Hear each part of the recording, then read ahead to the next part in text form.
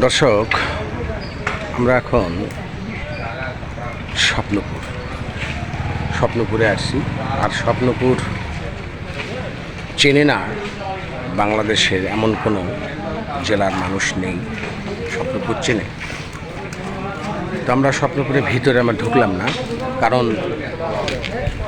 স্বপ্ন তো স্বপ্নই।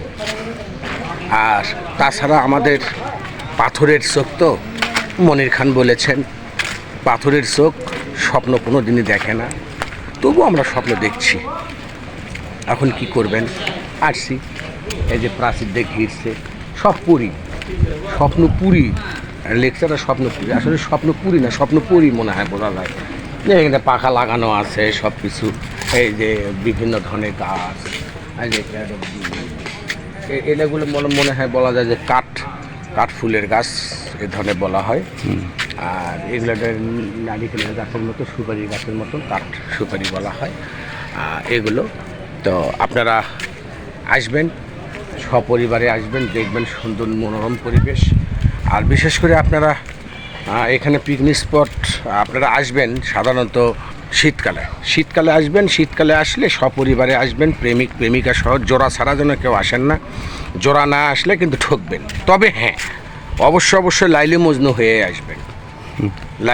হয়ে আসবেন, সিঁড়ি ফরাদ হয়ে আসবেন, না হলে পায়রাপায়রি হয়ে আসবেন, না হলে ঠকবেন।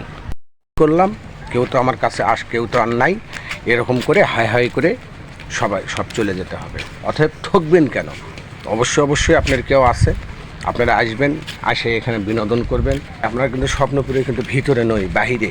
দেখেন এখানে বাহিরে, আমরা বাহিরে আসছি পশ্চিম সাইডে। আর এই সাইডে প্রাচীর, চতুর সাইডে গাছ গছালি এগুলো।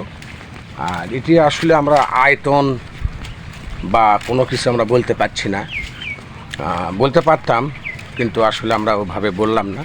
আপনারা আসবেন, একটা বিনোদন একটা জায়গা আপনাদের দেখাতে পারছি কিনা। আমরা স্বপ্নপুরে আসছি, আমরা দুইজনেই আসছি। আর আমরা এখান থেকে আমরা আবারও ভিডিও করতে আমরা চলে যাব একদম সুদূর সেই দিনাজপুরে আমরা চলে যাব।